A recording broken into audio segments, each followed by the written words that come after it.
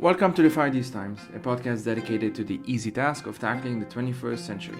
It is a project born out of my conviction that doing so requires an interdisciplinary and intersectional approach to understanding our complex world. I'm your host Jaber Ayoub, and in these episodes I bring you conversations at the intersection of politics, history, philosophy, culture, science, and all the fun stuff in between. The following episode was first published for monthly Patreon supporters. To become a monthly Patreon supporter, please head out to patreon.com/firethesetimes or check the website for other methods.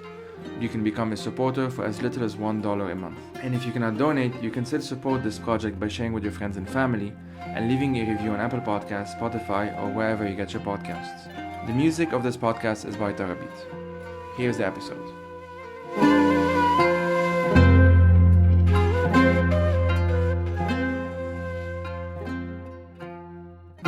Hey everyone, so this is a conversation with previous guests on the podcast, Lina Mounzer and Timour Azhari. We decided to speak about the legacy of the Great Famine of Mount Lebanon, as it is called. The episode is pretty long, so I won't spend too much time introducing it. I'll just say that this is a conversation about the Great Famine, obviously, which took place between 1915 and 1918. But it's not just a conversation about that. As usual, on this podcast, we used it to sort of talk about its legacies today, how we get to think about it, what does it mean to think about it today? Are there any kind of quote-unquote lessons that we can draw from, and so on and so forth. I really think you will enjoy this episode. It is not limited to only like Lebanese people or people who care about Lebanon or anything like that. This is just a conversation about an event that happened 100 years ago and how three people that are linked to it in one way or another are thinking about it. So I think basically this episode has something to say about not just Lebanon, but the state of the world today. I will also briefly say that this is the last episode until September. The podcast will be off in August, with the notable exception of the very first week, because I will be re-releasing the conversation that I had with Lina Mounzer, which we recorded right after the explosion last year of the port of Beirut, as a first-hand testimony, given that August 4th will be 1 year since that horrific event. So it's gonna be the exact same episode as last year, but with a new introduction that I will have recorded by then. Thanks a lot for your support, everyone. This podcast really wouldn't be possible without supporters on Patreon. Again, people who are able to donate, please do so. It's on patreon.com/firethesetimes, and I'll see you all in September. My name is Lina Mounzer. I am a writer and translator, and I'm coming to you from Beirut. I can't think of anything else right now to introduce myself with. And my name is Timour Azhari. I'm a journalist based in Beirut. I work with the Thomson Reuters Foundation now, and I also sometimes host a podcast called the Lebanese Politics Podcast, but we've been quite bad about that recently. So I've been thinking a lot about how to actually even do this episode. So that's not just a conversation about quote-unquote the past. And so I have a bunch of notes down and stuff, but pretty much we'll just figure it out as we go along. And by an actual coincidence, and you two can testify to that, because we were postponing and everything until we found a time that was convenient for the three of us. This episode is going to be out the last week of this month of July. And so the week after that, obviously, is going to be the commemoration of last year's explosion. And after that explosion, of course, Lina came on the podcast like a day or two later, I think, and, spoke about it, and that happened. And so it's just the coincidence is kind of daunting on me as well. And I think there's going to be a lot of those, let's call them hauntings from now, because I'm going to use that term later as well. I guess I have some thoughts and stuff, but I'll first ask you two to just tell us what you know about the Great Famine, the research that you've done, kind of like your relationship to it, if that doesn't sound too weird. And then I have some thoughts to kind of get us started and stuff. So I'll be referring to primarily two things, like an article that you wrote, Timour, and a talk that you gave, Lina.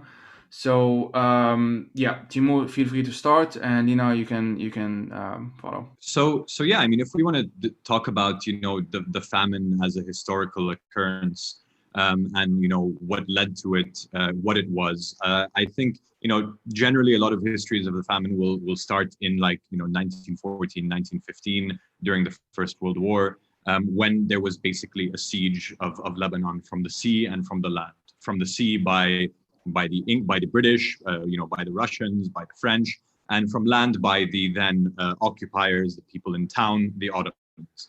But what I found sort of in my research for this story that I wrote was that the factors that kind of enabled the famine or led to the circumstances that, let's say, exacerbated what was happening at the time really started before. And so you have to kind of look at Lebanon, this kind of strip of territory in the Eastern Mediterranean as part of the global system at the time, and the changes that were happening in the international economy and the way the markets were working. And so for a very long time, Lebanon had produced silk. Lebanon, had agriculture production, much of which was silk. And before moving to silk, there was subsistence agriculture. People would basically grow stuff so that they could eat. But what happened with Lebanon's integration into the global market was that basically they started producing and growing things to buy, to get money to then buy food. And so there was a greater distance between the people and the food that they were putting, in their mouths.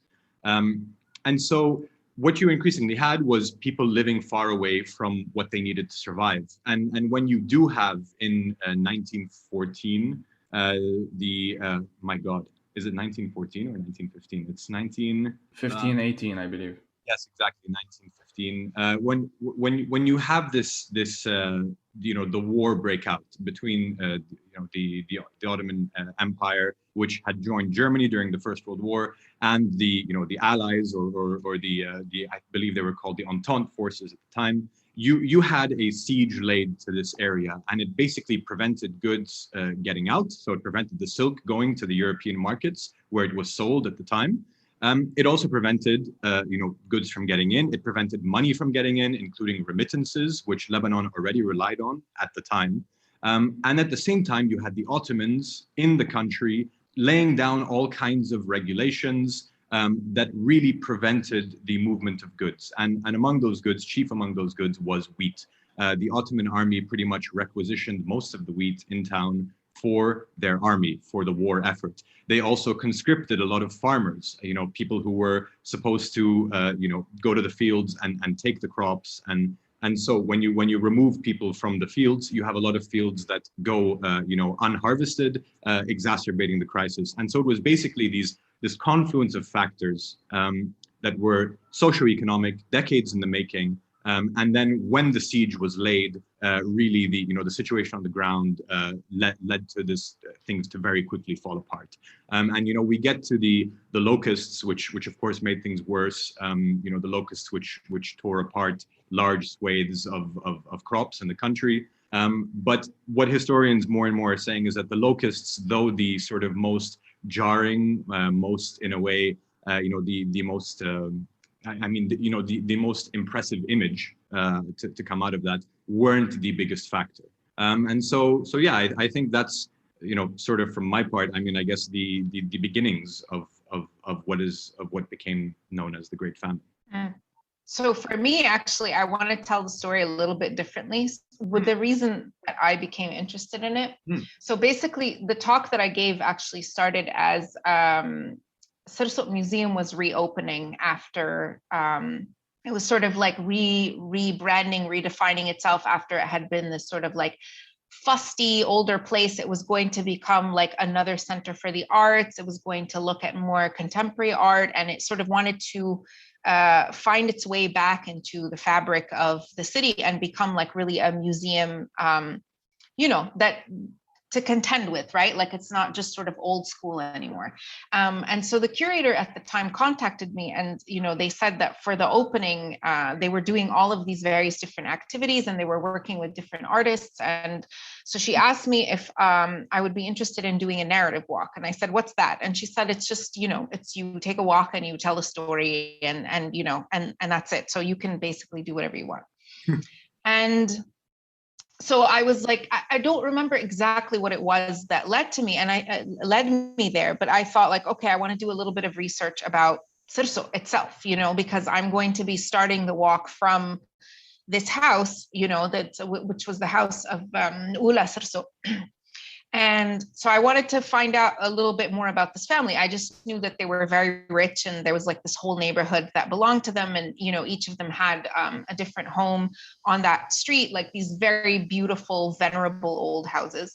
And I happened to read a line that said about like Michel Sursock had the grain requisition in Beirut at the time of the Great Famine, and he denies any he denies his involvement in the famine, and in exacerbating the famine.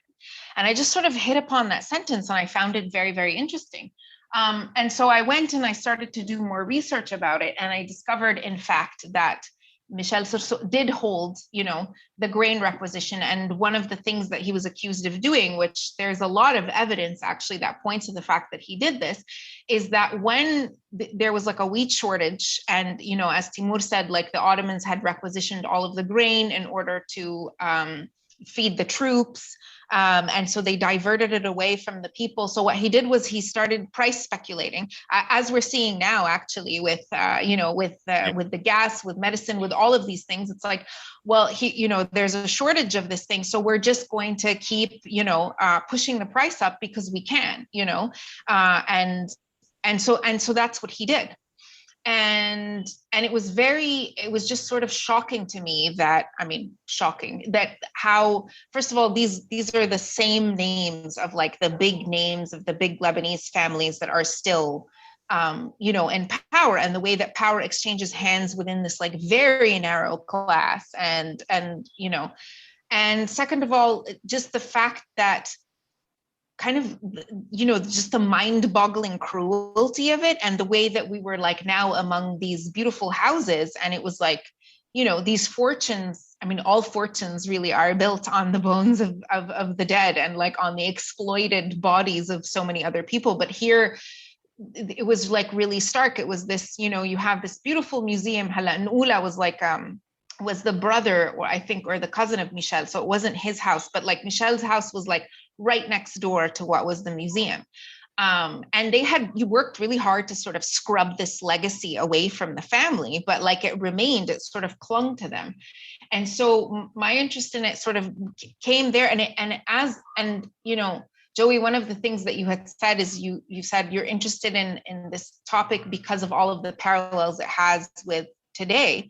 What's actually even sadder is that, and also you were talking about hauntings, is that, so when I started doing this was in 2016, and that's when we did the walk in October 2016, and that happened to be the 100th anniversary, what's considered the 100th anniversary of the famine, because it was at its height in 1916, 1917. So the war was from 1914 to 1918, but those 2 years were actually the worst. And the locust plague didn't happen until like the famine was already like badly underway, like all of the factors were already there. And I think that's why, that's why it became so sensationalized, as Timour was saying. Like it became this like very jarring image of like the locust plague, of this place that is already falling apart, and already so many terrible things have happened. And then on top of everything, you have a locust plague, which is again very much parallel with today, But back then already in 2016, the parallels were so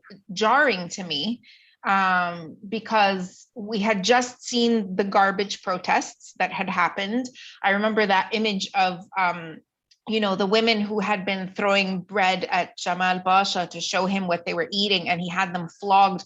To me, this was very much in line with people protesting and being punished for protesting, and sort of throwing garbage at the doors of like the Ministry of Environment downtown. And there were so many parallels already, and it just boggles my mind that it's just it's something that has just continued, and those parallels just continue to pile up. Instead of, we're not like moving away from sort of the eye of the storm, we're going deeper into it, and the deeper we go, the more these parallels layer over it. So it's interesting, like Timour is coming to it from sort of like looking at Lebanon within sort of like a larger context, and the role that it played within the war, and within sort of all of the geopolitical changes that were happening at the time. And yet at the core of it also, what you see is this very Lebanese story about power, about wasta, about who owns what, about who is profiting off of other people's misery, like very deliberately. So who is getting rich off of that?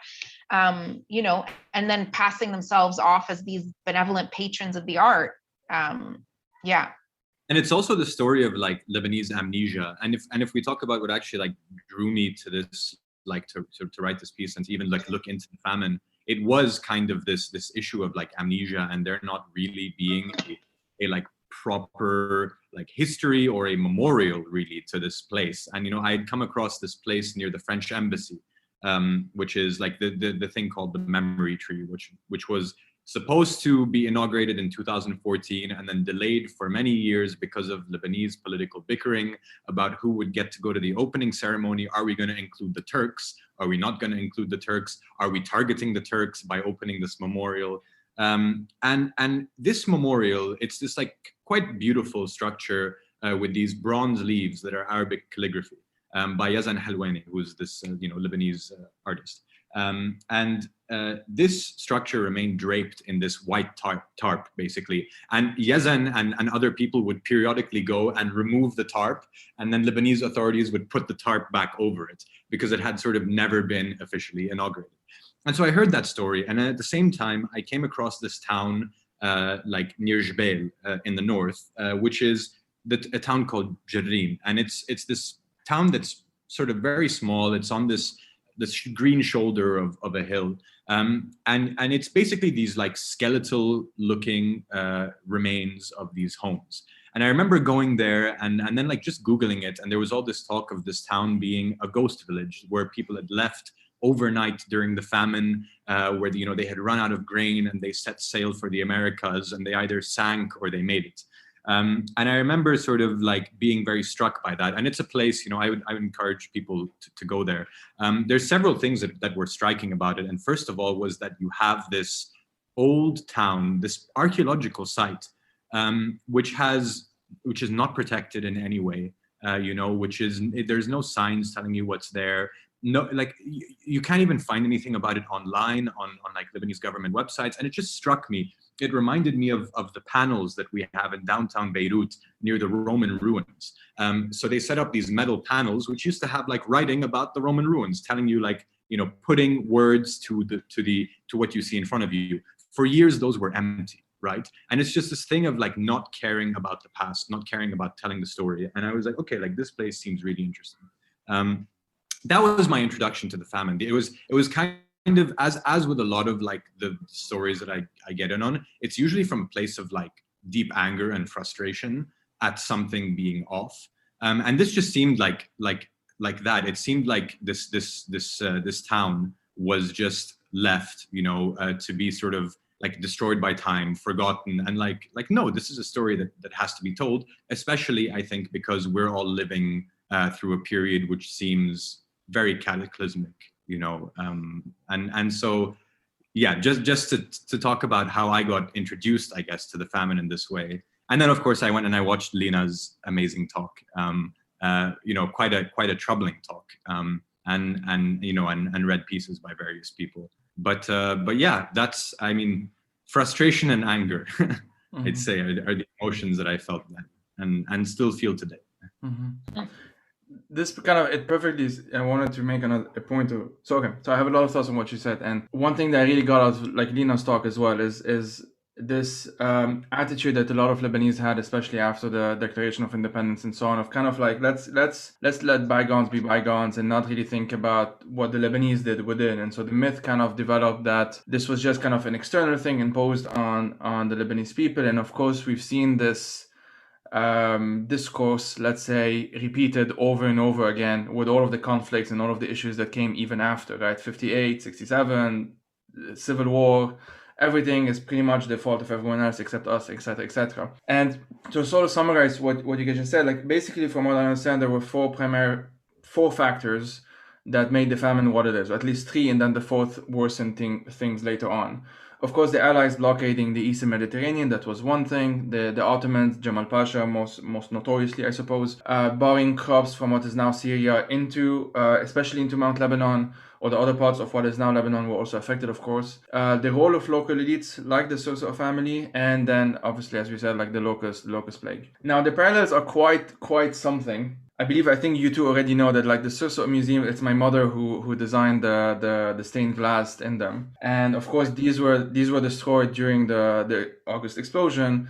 And the August explosion, part of why the blast happened the way it did is that the grain silos diverted part of the blast into one area of Beirut rather than the other, essentially. And so just the ideas of like, well, it's grains that, you know, just the fact that there are even these parallels, that was actually, it did come down to grain silos, and not silos necessarily, but like to wheat and to grains and to just these basic subsistence that we need to actually just survive. And 100 years ago, those were used as a political tool, obviously, which is what happens in a lot of famines, and I'll get into this in maybe a bit. Whereas last year is kind of like what protected one part of Beirut and what condemned another part of Beirut, or at least part of the story. It's just quite something, isn't it? It's just one of those things that I don't really have any other words other than hauntings, and that's why it's a word that I use.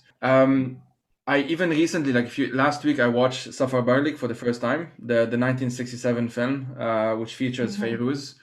And the plot is basically that, you know, locals are suffering because of the Ottomans, kind of end of story. And it brought me back to Lina's talk, of course, while re-preparing this episode. I rewatched it.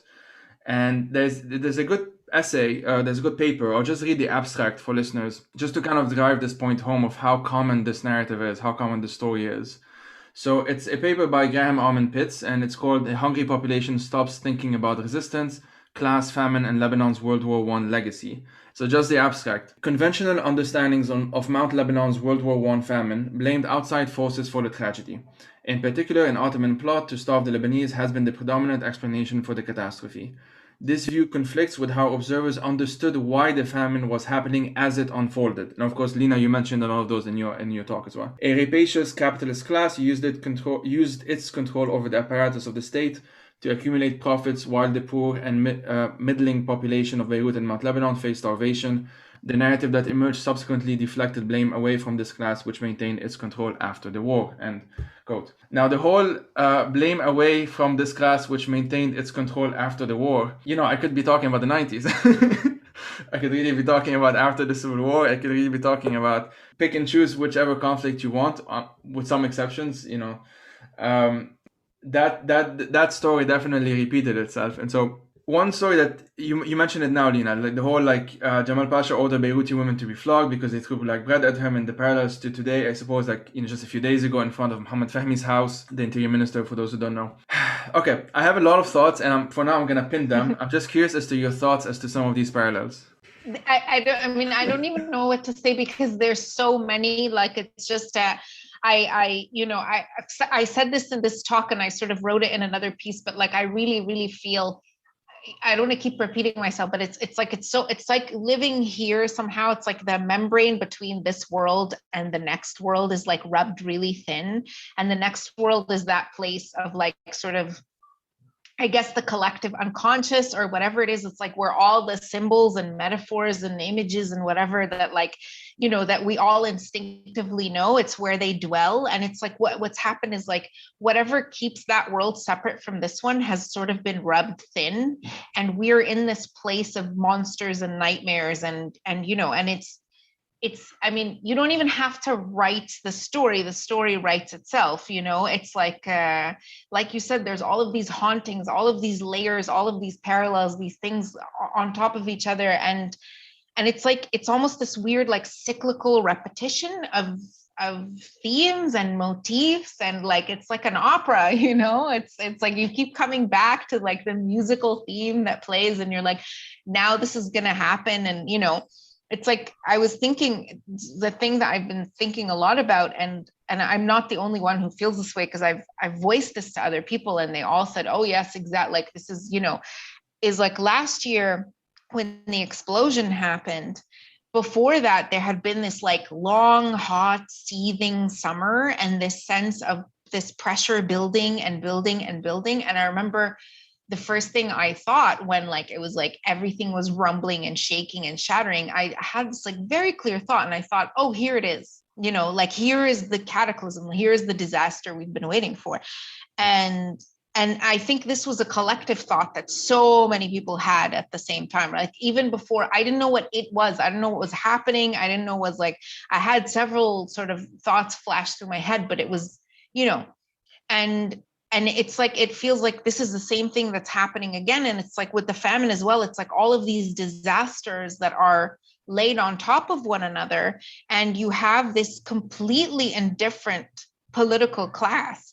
And I don't know if it's that people, I mean, I don't want to say political class because it's not, it's like, you know, it's a class of elites, a class of rich people, I don't know what you would call them, but like, and even the narratives that people use to explain it, like now when you were saying, you know, it's like this conspiracy, like it was the Ottomans and the British and the French. It's no different than the people who are saying now that it's like because it's like of a blockade and it's because of the Americans and it's because of this and that. And you know, and sort of explaining it away to innocent, the people who are like helping enforce essentially this starvation on everybody, on the entire population. And I don't even know what to say about it. It's just so boggling to see all of these things just repeat and repeat and repeat. And you just wonder like if we are in the realm of this like sort of almost magical, fantastical, like what is the incantation that's going to make it stop? And I don't know if it's memory, actually. I find it very interesting. Like this is a thing that I've been thinking a lot about. And like Timour now saying, you know, and we had talked about this before, right? Like it's this idea of like, Lebanon has an amnesia and it forgets the past, and you know, and that's why it's doomed to repeat it. But I don't know if that's true. Like I don't know if memory is the bulwark against repetition. I don't know what it is. Like what does it mean to remember something in a way that is going to allow us not to repeat it? I don't, you know. For me, anyway, that's just the thing I've been thinking a lot about. So a big part of my own research is on memory, and that the whole question of again hauntings and whatever. And there is definitely a like it's been called the amnesia thesis. So I don't know if I used it, but other people use it as well, which is the whole idea that we just have an amnesia in Lebanon essentially, and we do. There is that. It does exist. I'm not saying, you know, there isn't. It's not natural amnesia. It's an enforced amnesia, right? Yes, yes. Revisionism is the issue. Like people would remember, but there's just a concerted effort, clearly, to prevent that and to prevent there being a critical history of this country. You know, which is why the conclusion is that the issue isn't necessarily just amnesia or not amnesia, but it's accountability or not accountability. It's like something is done about it or not. You know, the biggest problem with the end, quote unquote, of the civil war with the Taif agreement, whatever, it's not even that, which is already Taif agreement, lots of issues about it already. It's of course the amnesty law that followed it. That's the sort of stuff that prevents. And the protests of a few days ago are obviously and probably ongoing, and probably by the time this comes out, which is the end of July, probably gonna happen as well in terms of, you know, lifting the immunity and all of that. The story kind of repeats itself. And I don't know if you two know about a theory, or it's not a theory, but whatever. It's kind of it's both. It's a bit of a joke, but it's also a bit sad. But that since Declaration of Independence, there's been roughly a 15-year cycle between one horrible thing to another. So like obviously 43, and then 58, obviously the quote unquote mini civil war. And then a bit more than 15 years later, of course, the Civil War, which itself is 15 years, and then 1990, then 2005, obviously 2005 events, and then obviously 2020 events, and which is roughly like, you know, one generation essentially. And so it feels like these things are repeating themselves. And I couldn't help but always think, which is probably why it marked me so much, this short film by Elie Derre, you know, Waves 98. I've had him on, and I've mentioned this short film so many times, because there's this whole a ghost from the future and this thing that he keeps on repeating, like, I don't want to end up like them, i.e. his parents in that story. And yet he kind of does, or you know, it's I'm not gonna spoil it, but it's just one of those things that keeps on repeating themselves essentially. And that repetition, I think, is what lends the sense of helplessness and the sense of, well, it's all out of our hands anyway, even though we know that there are concrete reasons, you know, there was a concrete reason 100 years ago and there are concrete reasons now. Just the fact that it's happened so many times can definitely lend to the sense of, well, we can't do anything about it, which I'm not saying is correct, of course. It's just understandable that this is one of the feelings that ends up kind of coming to the surface. Yeah, and there's also sort of like an individualization of the problem. So I remember when doing my research, I came across letters by Jesuit priests in 1914, where they were telling people to stop consuming meat, so like stop feeding, fodder to your animals, and to grow everywhere they could, including, on the roofs of their houses, wherever they could. And again, like history repeating itself. You have, the Hezbollah Secretary General announcing agricultural jihad at last year, basically telling people that the new religious war is one of this righteous struggle is one of growing things like corn. You had the Mayadeen, Al-Manar, the Hezbollah channel, doing this like ridiculous 2-minute poetic thing, telling people to grow various types of crop. You had the former foreign minister take a picture of himself with a scythe, hitting it into the ground. I mean, it's almost it's the same. It's almost a parody of it. And the president calling it economic resistance, of course, last year or a couple of years ago or something. Exactly, that we need to do economic resistance, and this thing of like it's it also comes down to this idea of like the Lebanese reliance on like private enterprise and private initiative, and how if you just let the Lebanese do it, they'll get it right, and it's just complete abdication of authority by the people in power. It's like all these individual initiatives maybe will solve it, but they never can. You can never replace the state with volunteers or with NGOs, right? It just doesn't work. And if we want to talk about parallels, I mean, that's just another parallel. As Lina was saying, there are too many, and it's almost painful to go through them because you really do feel like you're stuck in time. But yeah, go ahead. So I've been recently like reading or rereading Ghada Samman's Beirut Nightmares. So I'm reading it in English. If you want to talk about like parallels and repetition, there's some of the things that I read there, and I just, again, it's almost shocking the way that the kind of repetition of all of these things. So I had marked them, actually. I don't know if I can find it, but like one of the things that she debates in the book is something that we keep hearing now, which is like is there anybody innocent in a war, or is there anybody innocent in a sick society? And this is a question that is like asked again and again and again. But there's a part also, I can't find it here. Oh yeah, that's right, where she says, the big time criminals were those who had been insisting on dancing the debke on our dead bodies for half a century without so much as a change of leadership. And if such a change did occur, then their descendants simply inherited the kingdom of their fathers, cloaking themselves in the same Ottoman-like mentality and manners, which with age had grown musty and putrid. And so it was that no one was dying but the people themselves. There's no such thing as the innocent people or nation. Rather, our people had wronged themselves by being content for decades and decades to bear their executioners on their shoulders.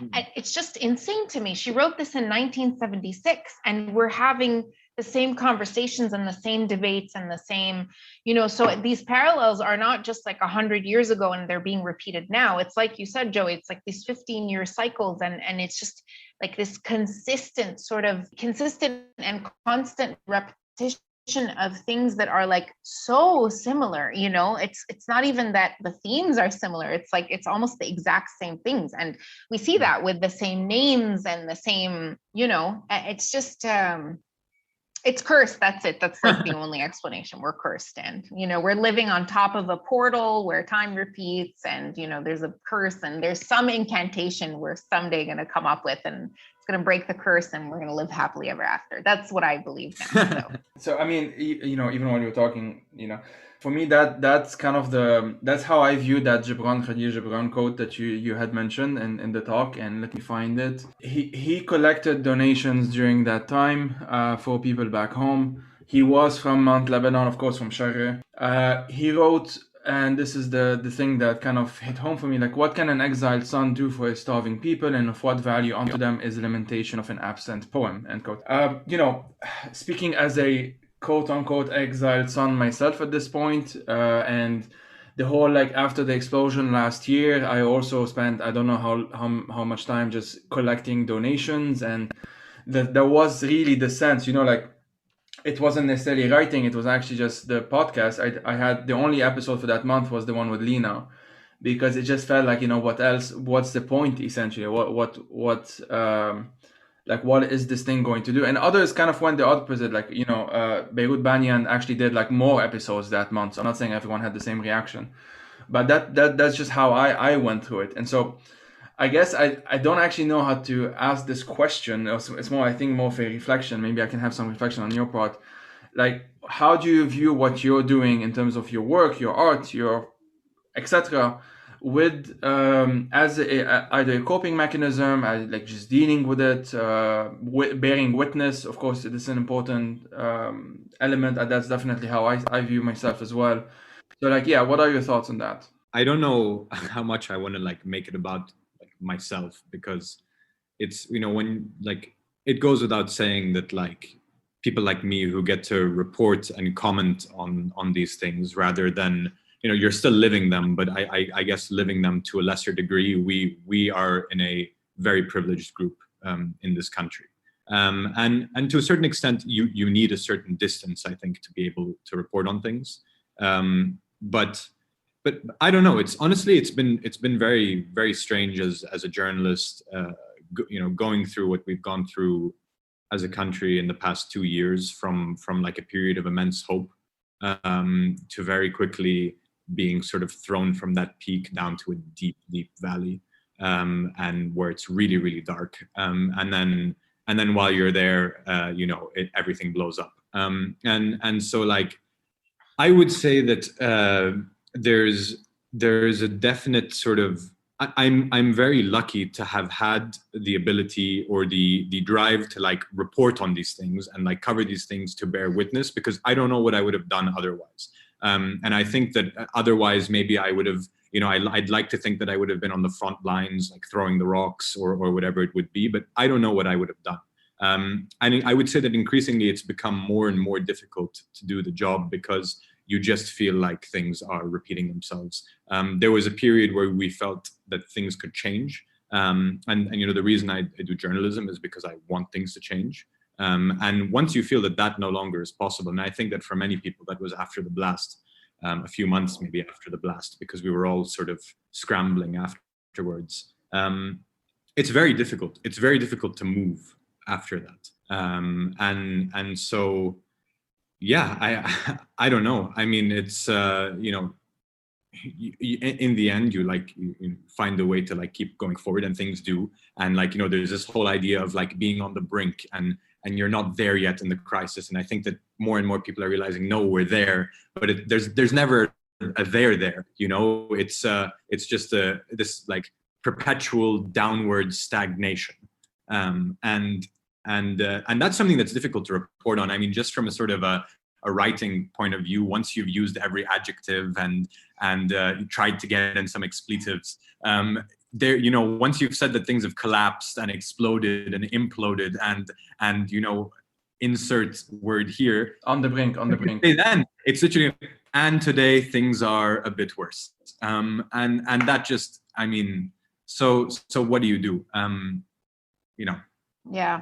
I have the greatest admiration for you, Timour, and other journalists who are sort of like on the front lines and reporting and sort of taking up the mantle also, and speaking to people who are not in the privileged position that we are. And I can't even imagine, because just reading the stories, sometimes I feel like I can't function anymore. So to sort of be out there and to be speaking to people and to be bringing their voices to other people, I feel like there's always a transference that takes place. And I don't know how people are able to like carry that in their bodies, in order. So like, hats off, because I myself have been just incredibly paralyzed, and I don't really have the words for it, basically because I don't really have words anymore. And I feel very, I I don't have the words for it, because I just feel, writing is my coping mechanism, and it's the way that I make sense of things, and it's the way that I understand the world. And maybe to a certain extent, Joey, like you said, bearing witness, although that's also one of the things that I think about, like, what does it mean, and what is its point, and what is, like, in terms of like when material sustenance is like so desperately needed. But anyway, that's not, for me, it's not even philosophical questions now that are sort of holding me back. It's not like, well, what does it even mean? I'm just completely run down. The thing that I keep thinking about is that it's not even thinking about, it's like what I find so hard to sort of bear the weight of, or is everybody else's misery. Like, there's mine, but there's everybody else's misery. There's just this collective sense of sinking, and it's again, it's like I was talking about, like the membrane between this world and the other. It's just whatever illusion that you have, that that your comfort is sort of like khalas, it's you realize that everybody's comfort has always had at the expense of so many other people's pain, and like that pain is like your nerve endings can feel every bit of that pain, and it's impossible to function. Like, sort of just this morning, actually, I was having this like a conversation with a couple of friends of mine on WhatsApp, and one of them said, she's like, I have this, she's like, please don't judge me, but is it okay that I feel really annoyed when I see, our friends having fun abroad? And I said, no, I get it. I get it. And she's like, I can't, she's like, these people that I love, and I know that their hearts are here, but I see like their Instagram stories, and, they're having a picnic in the woods somewhere, and I'm just enraged, And I said, no, I get it. I mean, it's not, and we were trying to figure out sort of where does that feeling come from? And it's because you're angry and sort of just kind of like you have all of these emotions roiling in you constantly. And of course you're angry at the situation, and you're angry at this like vast lack that we are living with, like there's no electricity, and there's no water, and there's no this, and like what shows you what a giant crisis this is that even people who have more money than others, like who make money in fresh dollars, or who their quality of life doesn't really improve. You still have no access to electricity, no access to water, no access to fuel, no access to, like you're not starving unlike other people, but like there's so many, like just all of the bare basic things of your life are still kind of, so yeah, for me, I've just felt completely paralyzed. And it started with the beginning of the year. I think it was, I was under no delusion that the new year would bring something different, but there was something about like that clock ticking from midnight to like, midnight and 1, and it's like, we're in 2021. I think that was the moment where I realized, I'm like, oh, we're at the beginning of this descent, and yeah. And it was just like, like Timour also was saying, it's hard to explain what it felt like from going to like the peak of like somewhere to like this very like low kind of abyss, and to just be, I think about it as sort of, we had these two like completely imagination defying events, and these have bookended that. And I feel like that does something to your mind. Like for me, like the uprising, what it did was, it was like, I didn't know that my imagination was capable of all of these things and these colors and these ideas, and it just completely shattered everything that had sort of held me in check, or the way that I saw myself or the country, or the possibilities of myself in the country. And like, it just, and it was like sparkles and electricity and, and all of these things just sort of like shimmering, and like a million dimensions I hadn't been aware of. And then on the other side of it, you had the explosion, which was just, it's like, what's your worst nightmare? There's worse. What's the scariest thing you can think of? It's way scarier than that. Like and the most terrible possibilities are there. They're like, there's no such thing as saying like, oh, it's illogical to think that this might happen. Like everything is now possible. And I just feel like my mind doesn't really function anymore. Like between this pole and that pole, something has happened. I've lost language. I don't know, it's like you can't rely on metaphor when like metaphor is the thing that you're living now. It's almost like being in like this upside down sort of like Escher painting where you don't know where up is or down is or anything. And I just like, yeah, so I'm not coping like at all. I'm not like the amount of work that I've managed to get done this year is like less than what I did in a month last year, maybe. Like last year I was very productive, especially like right after the blast. I was sort of like, there was adrenaline carrying. Like now is like, I get a message, I answer it like a week later.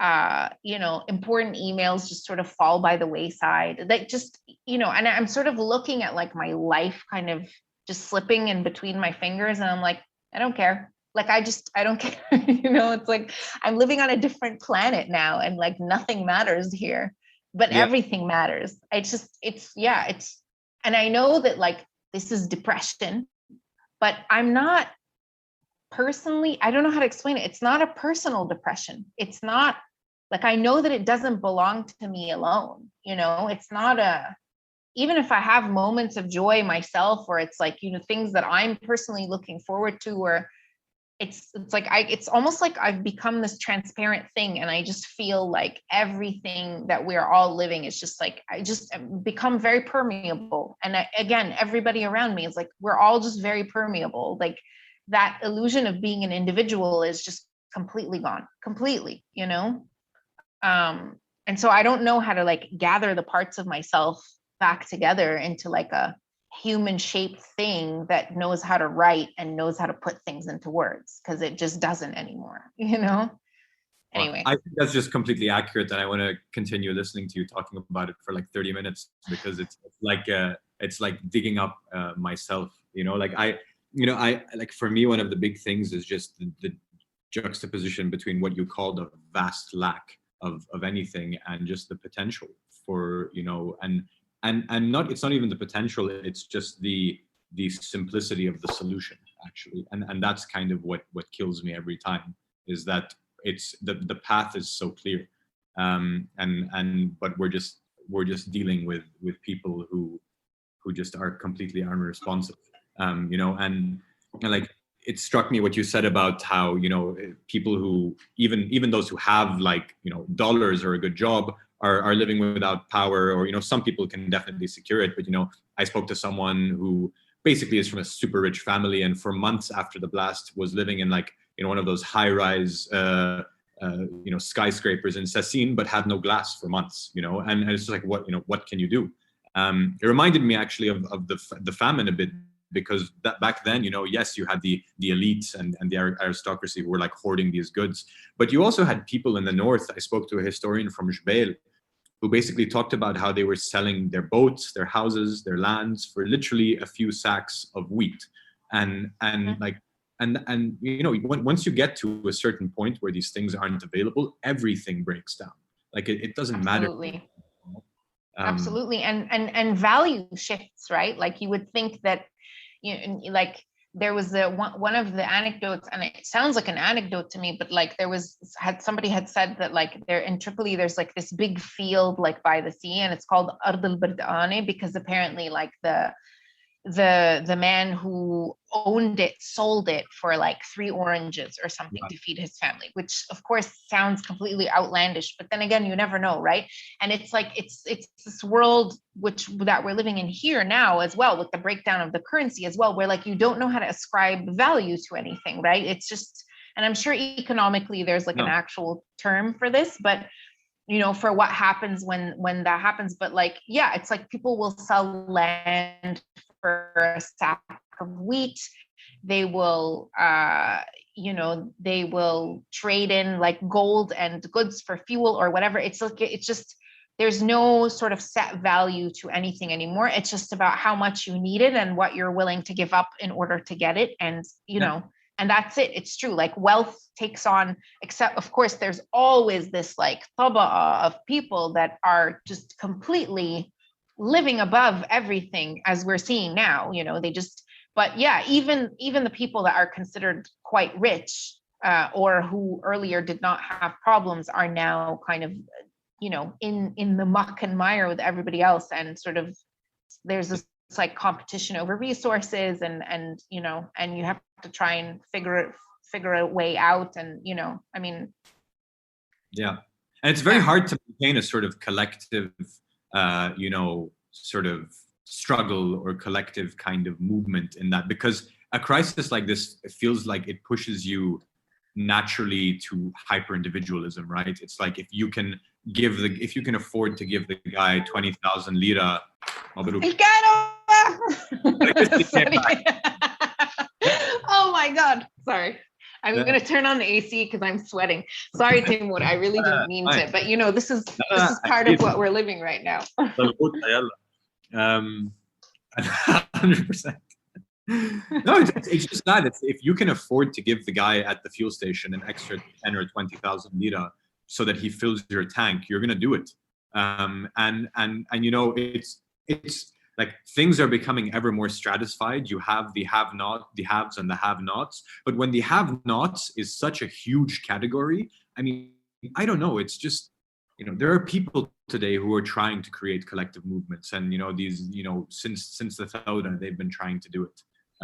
But it just seems very difficult when you're living this much in a sort of law of the jungle kind of situation. Like, how do you convince people that it's more important for them to come together and meet and discuss and push for something in the future when they're just trying to secure the thing that's in front of them? And Joey, this goes back to the article you quoted. I forget the name of it now, but it was basically the gist is like a hungry people don't. A hungry population stops thinking about resistance. Yeah. Exactly. Right. Exactly. That was the title. Actually, you were saying. I'm going to read the abstract, and I wanted to say, like, the title itself speaks volumes. Like, it's, Yeah. I mean, so a number of things on the question of like the haves and the have-nots. Of course, we can probably do an entire episode on it, but I guess it's important to note just the as you mentioned, like just the difference between those two groups. Of course, in the have-nots, you can have, I guess it depends how you define whether the middle class are in the haves or in the have-nots. I suppose that by definition, sort of in between. But the distance between the haves and the have-nots that's one of the indicators. I mean, we're talking about famines and of course everything that we're talking about. And just last week, a group from Myanmar reached out to me to tell me basically that Najib Mikati's family, which is the ex-prime minister, for those who don't know, bought a telecommunication network in Myanmar. And it's like, how do you, like, in my mind, it's like, where did you find the time to think about business deals? But that's how completely disconnected we are from those ruling elites, the oligarchs and the warlords and the ex-warlords and all of those. It is a different world. They live in a different world. For the most part, they don't have to deal with what most people are dealing with. And then, of course, with those most people, then, of course, you have further differences, like refugee, migrant, domestic worker, that it's not the same thing as being a Lebanese citizen, and a Lebanese citizen is not the same as being a poor person in the north or a poor person in the south. But there are these differences, obviously, but the similarities between all of those is even like greater, if you see what I mean, compared to the differences with those that are at the top. Like, just the notion of a Lebanese billionaire should be an insanity, like should be completely inconceivable, and yet we have a bunch of them, and half of them were prime ministers. so it's from one of the poorest cities on the Mediterranean. Yes, Tripoli, yeah. And I mean, just So the other thing that I had is like it's kind of also another parallel, essentially, like just, of course, now all of us, I'm already in Europe, and I'm sure you and many others, like people listening who are from Lebanon, know people who are thinking of leaving or have already left. It's just something that's always there, and there's always been this sense, a bit of shame, a bit of survivor's guilt. I definitely have that. What's interesting to me, other than that, we can get into it a bit, but is the parallels between this, even that, and the parallels of 100 years ago, because the migration patterns that we're following, the migration routes. The reason why I have the Argentinian citizenship is because my grandfather was born in Buenos Aires. The reason why he was born in Buenos Aires because his father left during Ottoman times, that old migration, as we call it. And for the most part, I mean, the Gulf is a more recent arrival, but with the exception of the Gulf, those migration routes are the same, the exact same migration route to the Americas, North and South America, and into Europe and to West Africa as well. And so I don't know how to deal with the question of, it's not a question of really like to leave or not to leave. I think like that's a personal whatever, but it's more like when it gets to the point where people are thinking of leaving. Okay, let me ask it more straightforwardly. The question of to leave or not to leave, whether it's you personally or people that you know, how have you kind of wrestled with that question? تفضلي. Okay. I don't know. I wrestle with it.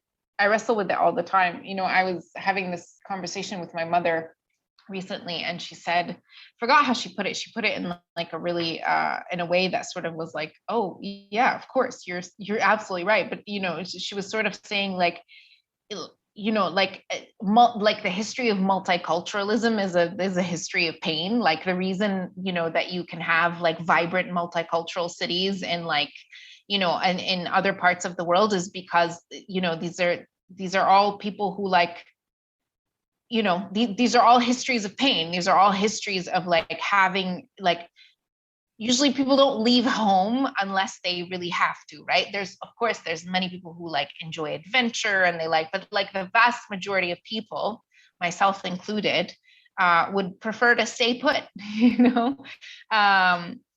Like, and for me, it's really like, you know, I left, like the first time that I left Beirut was, I was made to leave Beirut. I left against my will. My parents wanted us to leave. They had been trying for years to try and get a visa.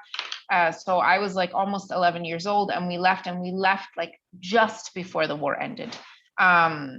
So like maybe about 6 months before the war ended. And it was like in the middle of like the worst part of Hadabron, and, you know, and we left. And I was desperate, like so desperate to come back. And somehow I convinced my mother that I could come back and like live with my grandmother and finish high school. There was like many different factors, right? So I came back, I finished high school, I graduated high school, went back to Canada, was there for just 2 years, and then dropped out of college, came back here, and have basically been here ever since. I left to do my master's, I came back.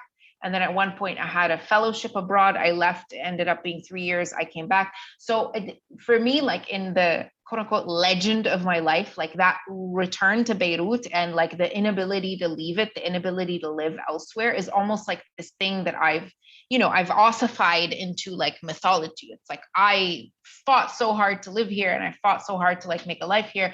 And, you know, and it's like, my mother, by contrast, and she left and she like was like, I don't understand why you want to go back there. Like we worked so hard to give you a better life, to try and get you out of there. You know, one day you're going to like go down on your knees and like, you know, thank the Lord for that passport, which I do.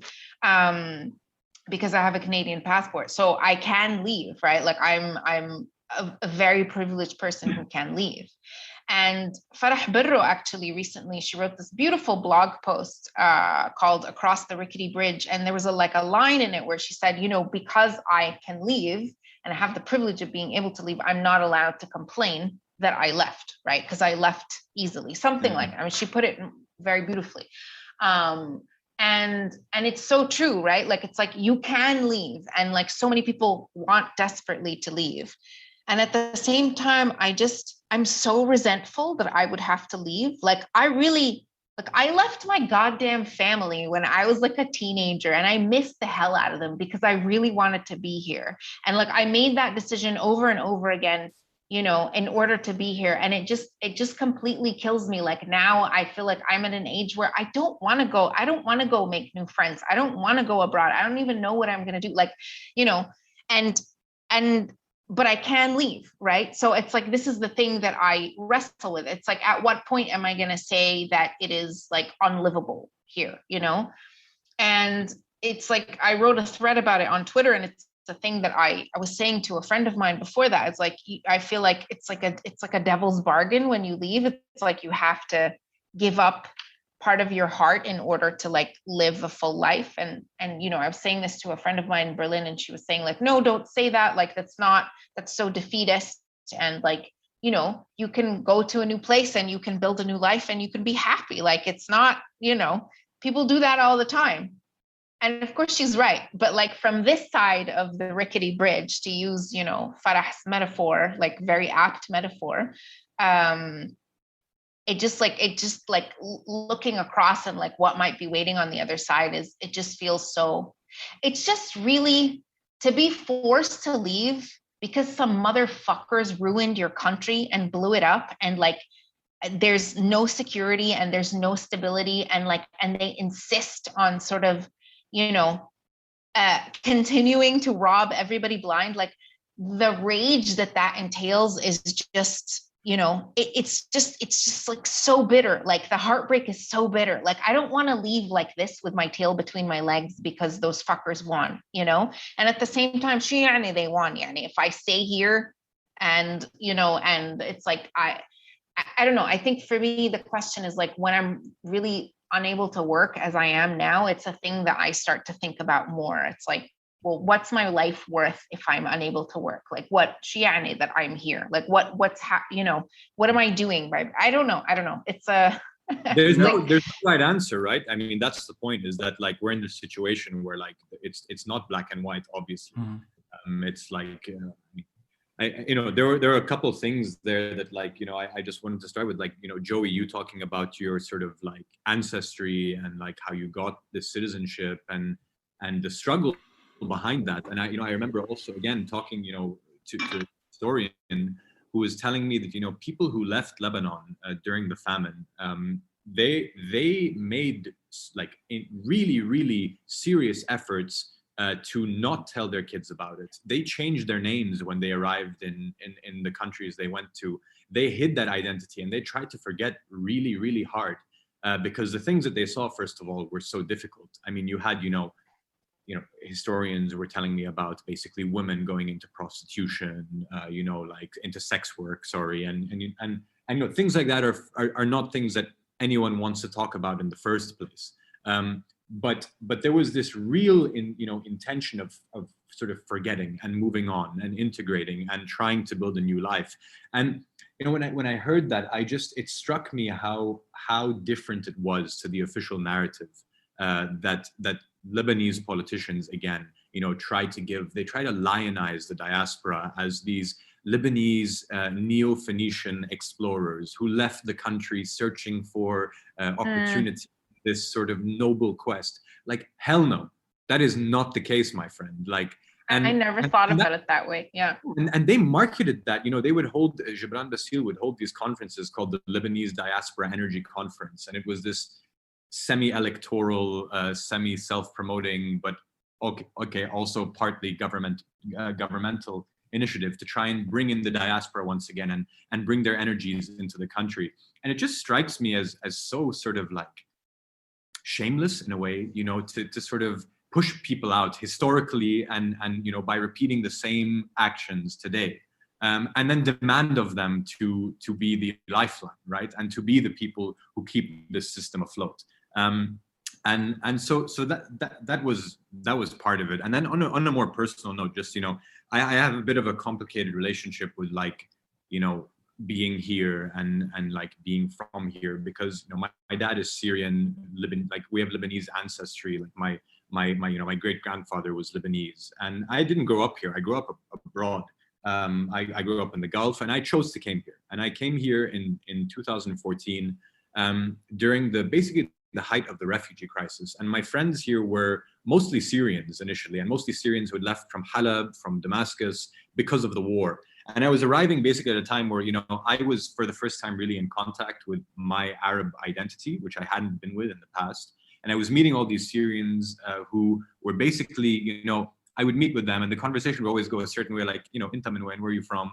You're like, I'm Syrian German. You're like, okay, so you have the German passport? I'm like, yes. They're like, well, what the fuck are you doing here? Like, why the hell are you here? And so that question honestly has always accompanied me in Lebanon. The idea of like leaving and like having to, in a way, justify being here. And you know, it's a complicated relationship. I do have the German passport. I can leave anytime. And I have to say, like, it's definitely not been a sort of like sacrifice since 2014. There were many things that culturally and the music scene here, even at the time, the art scene. Beirut was a different place just 8 years ago, even 2 years ago, even yesterday. And so it's for a journalist again, and for a person who basically I put nothing in this world except for my commentary, which is again a position of privilege to occupy, and this is sort of the thing that honestly it feels disgusting sometimes, is that you are like a leech feeding off of the demise of a country, right? And so it's a question that I really ask myself often, the question of leaving, and you talked about like leaving with your tail in your legs. I mean I know that you weren't sort of saying that that's the only case. I guess the answer is that there's no answer, and it's basically up to everyone to find what they can do and how they can do it. And the diaspora have a super important role to play, not the role that Lebanese officials had set out for them, which is basically send money and ask no questions. In fact, it's sort of the opposite. It's organizing and sort of trying to disrupt those old networks that kept the system alive. No, I agree with you, Anna. I think there's also the question of how you frame the leaving for yourself. And I think because I'm so angry right now, I can't see it except as just this terrible thing, because it's not a thing that I necessarily would. I mean, I was thinking about it before, actually, just in terms of, for other reasons. So it's more the idea of like being forced into it. But I do think that there's also like a very kind of like messed up and destructive narrative about like the leaving and belonging, and how they're always related to trauma here, and like how close you are to the epicenter of trauma. Like I remember very clearly like coming back in, like when I came back in 93, and I just started high school here, and there were the people who had lived through the war, and I was one of them, and returned. And then there were the people who had grown up abroad and had now come back, and were now returning like right post-war, and there was definitely this thing of like, oh, who lived through the war and who didn't, who has memories of this and who doesn't. And but I feel like as time goes on and you move away from that, like for example, with the blast, right? I don't want to call it, I still have a problem with that terminology, with the explosion, with the cataclysm. At first it was like, how far were you from the epicenter? And there were the people who were abroad when it happened, the people who were here, and the people who had close calls, and the people.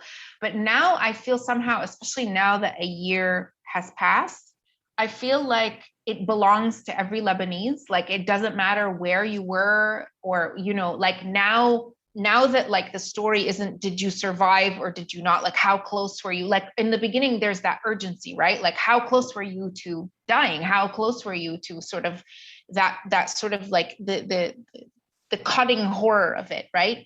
And now as we move away, it suddenly doesn't matter anymore. In a way it belongs to everybody, that it just went into their life and completely like shattered everything. And that could have happened if you were very far away, if you were here, if you were there, and I don't know if there's a point to it necessarily, but I just like, it's the way that like our belonging is always mediated by like a closeness to the epicenter of like pain.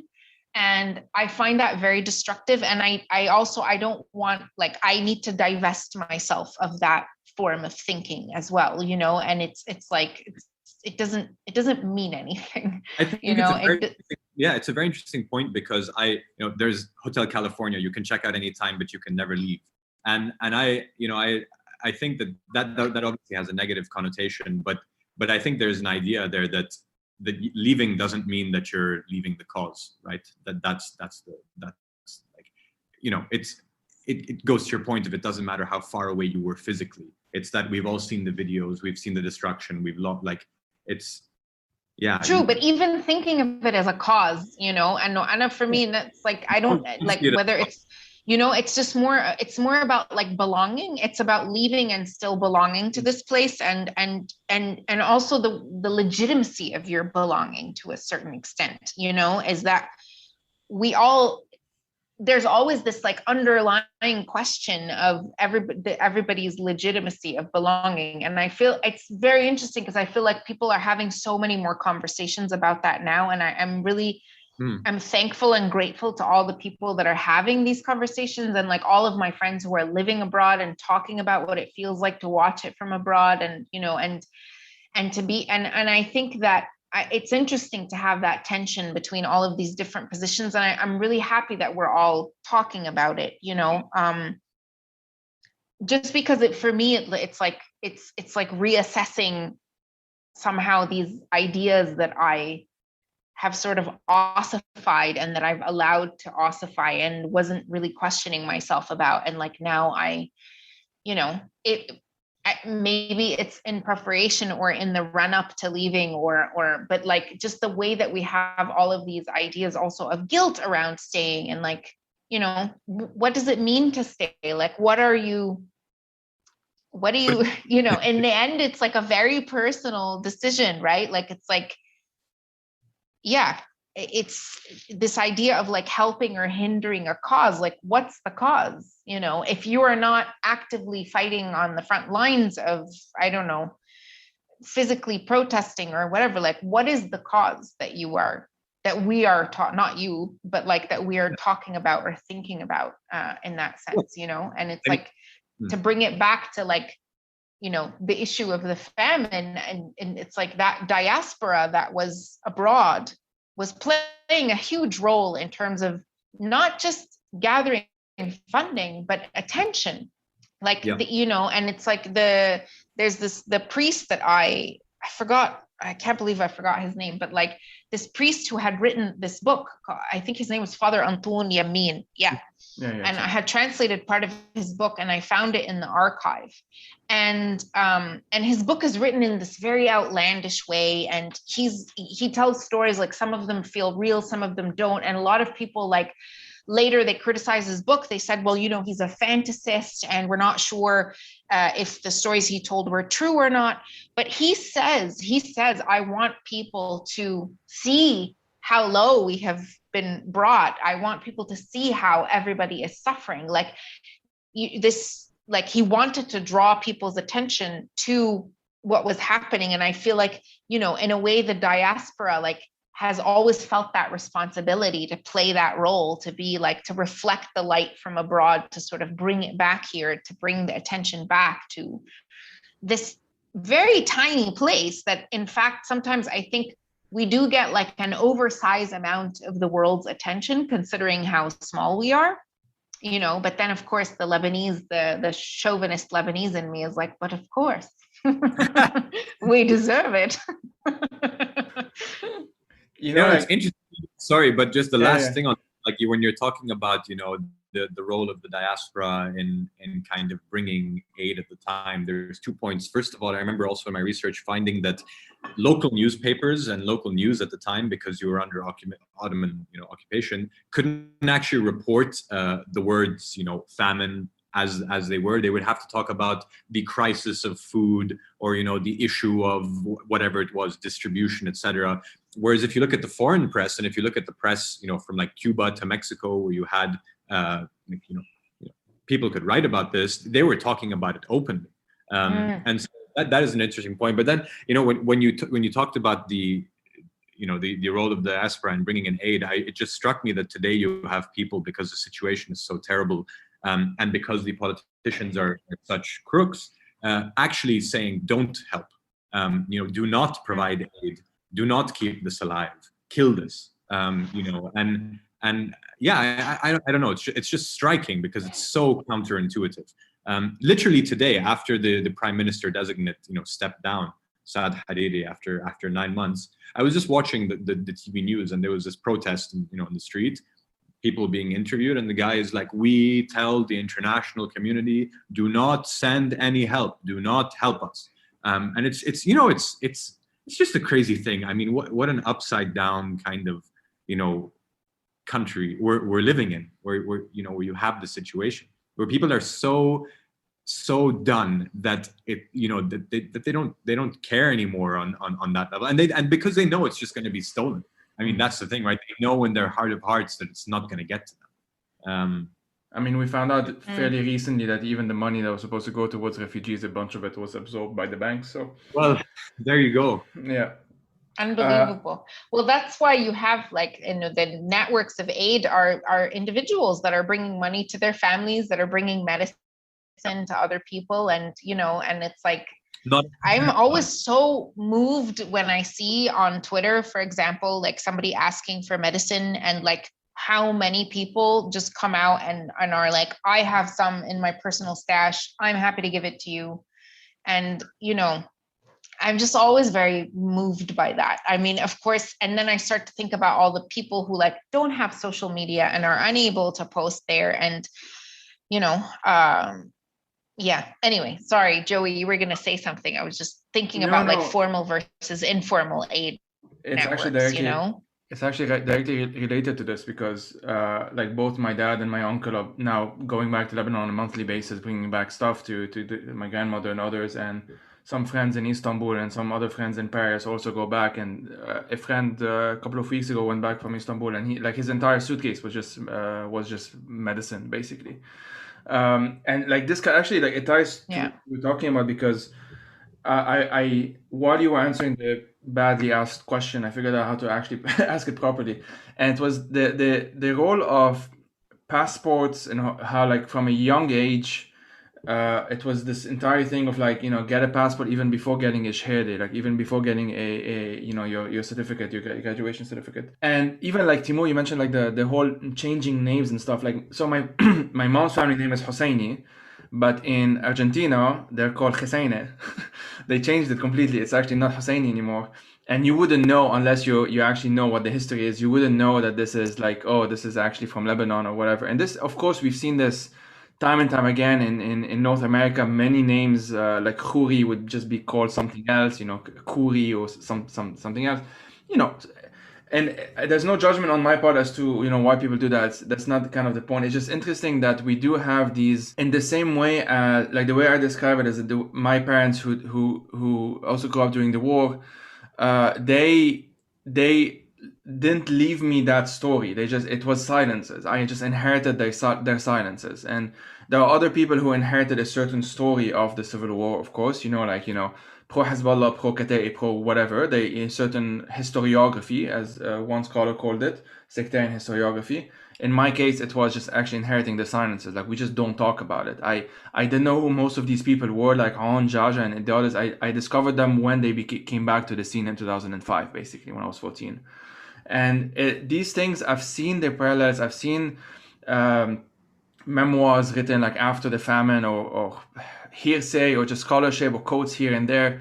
And there definitely seems to be this kind of parallel. And the legacy of the famine in that sense, the whole always have a passport, always have, or try to get one, make sure that you have one, and then you can come back and at least you might leave.